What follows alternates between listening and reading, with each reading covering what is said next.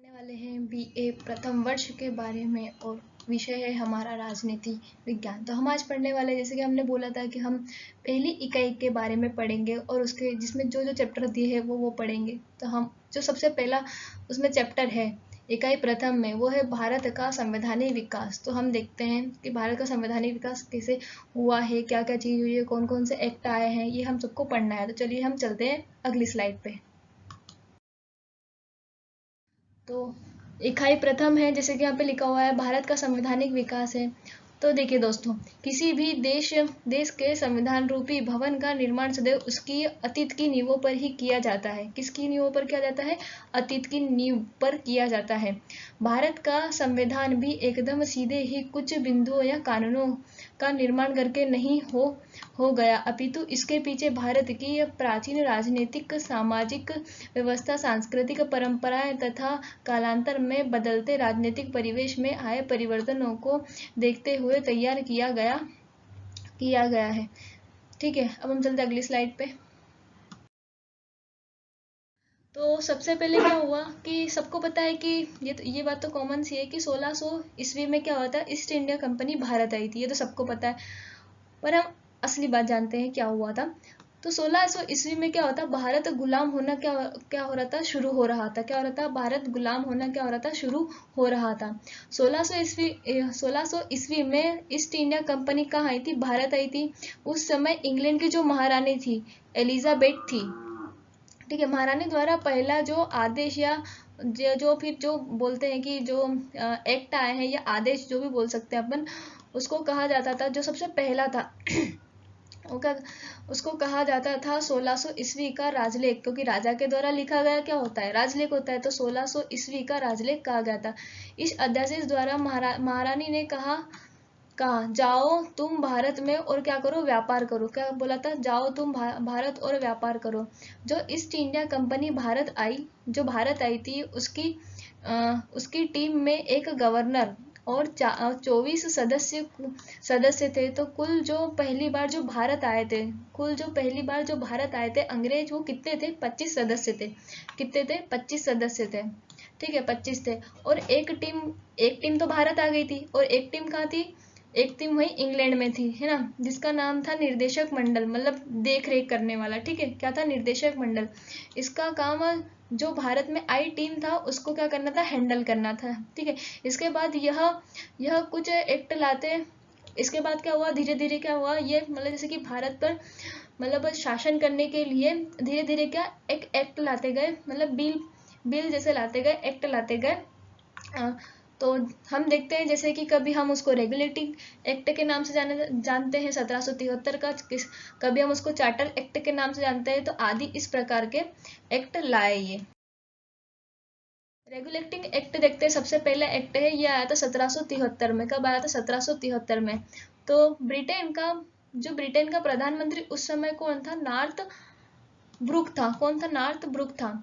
इसने एक गुप्त समिति बनाई। क्या बनाई थी? इसने एक गुप्त समिति बनाई थी। ये तो ब्रिटेन का प्रधानमंत्री था। ठीक है, उसने क्या करा? एक गुप्त समिति बनाई। इस समिति ने नियम बनाने का सुझाव दिया, ये नियम बनाओ। ठीक है, ये जो गुप्त समिति थी इसने ये बोला कि तुम ये नियम बनाओ। ठीक है, ये नियम बनाओ। पहली बार एक लिखित संविधान, हाँ, पहली बात भारत को लिखित संविधान कहाँ से मिलता है? तो रेगुलेटिंग एक्ट 1773 से हमें मिलता है। ठीक है, तो क्या क्या नियम थे? तो जो बंगाल का गवर्नर होगा वह तीनों का जनरल गवर्नर होगा। ठीक है, जो बंगाल का गवर्नर था वो अब तीनों प्रेसिडेंट थी उसका सबका जनरल गवर्नर होगा। तो वो कौन था? लॉर्ड वारेन हेस्टिंग था। कौन था? लॉर्ड वारेन हेस्टिंग था। बोर्ड ऑफ डायरेक्टर जो 4 साल के लिए था, 4 साल के लिए बढ़ा दिया गया था। पहले क्या था? ये 1 साल के लिए था, अब वो 4 साल के लिए कर दिया गया है। अब हम अगले एक्ट की तरफ, जो हमारा अगला एक्ट आता है वो आता है चार्टर एक्ट 1833। ठीक है, इसमें क्या हुआ था, जो बंगाल का गवर्नर, पहले तो क्या हुआ था, जो बंगाल का गवर्नर था वो तीनों प्रेसिडेंसी का गवर्नर हो गया। अब क्या हुआ था, जो बंगाल का गवर्नर था वो पूरे भारत का गवर्नर जनरल हो गया। ठीक है, और जो कंपनी का एक अधिकार क्या हो गया था, यहाँ पे समाप्त हो गया था कि कंपनी शासन कर रही थी तो वहाँ पे महारानी एलिजाबेथ ने बोला कि यार इतना फायदा हो रहा है तो चलो कुछ और कंपनीज भेज दी जाती है कहाँ पे, भारत में। तो क्या हुआ, ब्रिटेन से और बहुत सारी कंपनियां भेजी गई थी कहाँ, भारत पर।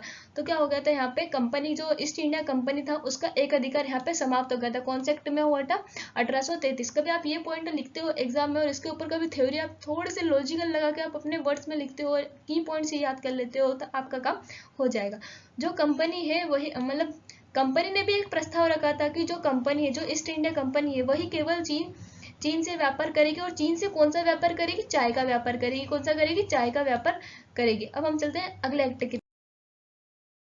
तो चार्टर एक्ट 1853, अब ये आता है, यह चार्टर एक्ट अंतिम चार्टर एक्ट है। कौन सा है, अंतिम चार्टर एक्ट है। इस एक्ट के अंतर्गत भारतीय गवर्नर जनरल की परिषद को ऐसे विधायी प्राधिकरण के रूप में जारी रखा गया था, जो कि पूरे ब्रिटिश भारत के लिए जो विधियां बनाने के सक्षम हो, मतलब पूरे भारत के लिए क्या हो, विधियां बनाने में सक्षम हो। इसके अनुसार अनेक परिवर्तन कर दिए गए, जिससे कि पूरी प्रणाली में ही परिवर्तन हो गया। अब आता है 1858 का एक्ट। इसके पहले क्या हुई थी, 1857 की क्रांति हुई थी, जो कि मेरठ के छावनी से हुई थी। ठीक है, तो यहाँ से क्या होता है, ताज का शासन, मतलब इसको ताज का शासन भी कहा जाता है। क्यों, क्योंकि जो कंपनी का एक अधिकार था, पहले तो ईस्ट इंडिया कंपनी आई थी, इंग्लैंड से कहाँ आई थी, भारत आई थी। ठीक है, तो अब क्या हो गया कि वो बोले कि अब ये कंपनी हटाओ, अब हम खुद जाएंगे शासन करने। मतलब वो जो बोर्ड ऑफ गवर्नर भेजे थे, वो बोर्ड ऑफ काउंसलिंग थी, उसको हटा दिया जाएगा, और अब वो क्या करेगा, ब्रिटिश ही खुद शासन करेगा। तो यहाँ पे क्या हुआ था, 1858 का एक्ट, ईस्ट इंडिया कंपनी को समाप्त कर दिया गया था। बोर्ड ऑफ कंट्रोलर और जो बोर्ड ऑफ डायरेक्टर बनाए गए थे, वो पद को भी क्या कर दिया गया था, समाप्त कर दिया गया था। बोर्ड ऑफ कंट्रोलर कहाँ था, इंग्लैंड में था, और बोर्ड ऑफ डायरेक्टर कहाँ था, यहीं पे था। जो ताज का शासन शुरू हो गया था। ठीक है, और इसके बाद में जो भी एक्ट आएगा ना, वो भारत के नाम से आएगा, कि भारत शासन, भारत परिषद अधिनियम, ऐसे करके सारे एक्ट आएंगे। गवर्नर जनरल को वायसराय कहा जाने लगा। पहले गवर्नर जनरल था, ठीक है, अब इसको क्या कहने लग गए, वायसराय कहने लगे। सबसे पहले जो वायसराय बने थे वो लॉर्ड कैनिंग बने। मैंने बोला था ना आएंगे, भारत परिषद एक्ट 1861। ठीक है, यह एक्ट भारत के संवैधानिक इतिहास में महत्वपूर्ण है एवं युगांतरिक, ये कुछ अलग सा है, यहाँ पे घटना है, युगांतरकारी घटनाएं होगी, यह होगा। ठीक है, यह दो मुख्य कारणों से महत्वपूर्ण है। कौन सा है, हम देख लेते हैं। पहला है कि गवर्नर जनरल को अपनी विरासत परिषद में भारतीय जनता के प्रतिनिधि को नामजद करके उन्हें विधायी कार्य से संबंधित करने का अधिकार दे दिया जाएगा। और दूसरा यह है कि गवर्नर जनरल की परिषद की विधायी शक्तियों का विकेंद्रीकरण कर दिया। भारतीय परिषद अधिनियम 1892। तो इस अधिनियम की मुख्य विशेषता यह है कि जो अप्रत्यक्ष चुनाव प्रणाली की शुरुआत हुई थी, अप्रत्यक्ष यानी इनडायरेक्ट रूप से, जैसे कि राष्ट्रपति जी का होता है सॉरी, इसके द्वारा जो राजस्व एवं वे अथवा बजट पर बहस करने तथा कार्यकारिणी के प्रश्न पूछने की शक्ति दी गई थी। बजट पर बहस करने की, ठीक है, और कार्यकारिणियों से प्रश्न पूछने की शक्ति दी गई थी। मतलब हम जो अपोजिशन पार्टी रहेगी उससे क्या कर सकते हैं, प्रश्न पूछ सकते हैं। पहले ऐसा नहीं था, पहले सिर्फ अंग्रेजी पूछ सकते थे, अब भारतीय को भी।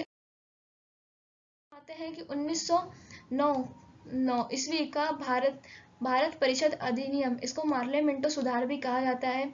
ठीक है, तो पहली बार मुस्लिम समुदाय के लिए पृथक मतलब अलग प्रतिनिधित्व का उपबंध किया गया था। इसके अंतर्गत मुस्लिम समुदाय का चुनाव मुस्लिम मतदाता ही कर सकते हैं। जो मुस्लिम समुदाय थे उसका चुनाव कौन कर सकते थे, मुस्लिम समुदाय या मुस्लिम मतदाता ही कर सकते थे। पहली बार क्या होता, बजट पर भारतीयों को विवाद करने की अनुमति दे दी गई थी, वाद विवाद करने की। ठीक है, आगे आते हैं। मॉन्टेग्यू चेम्सफोर्ड रिपोर्ट पर आधारित भारत शासन अधिनियम 1919, ये हमारा आखिरी एक्ट और ये आखिरी अधिनियम होगा हमारा। तो यहाँ पे क्या होता है, महिलाओं को वोट देने का अधिकार यहाँ पे दे दिया गया था 1919 में, पर प्रयोग असली में कब किया गया था, इन्होंने 1923 में इन्होंने प्रयोग किया था। प्रांतों में जो द्वैध शासन क्या हो गया था, शुरू हो गया था। विश्व में पहले चुनाव महिला अधिकार कहाँ मिला था विश्व में, तो न्यूजीलैंड में हुआ था। सो आई होप गाइस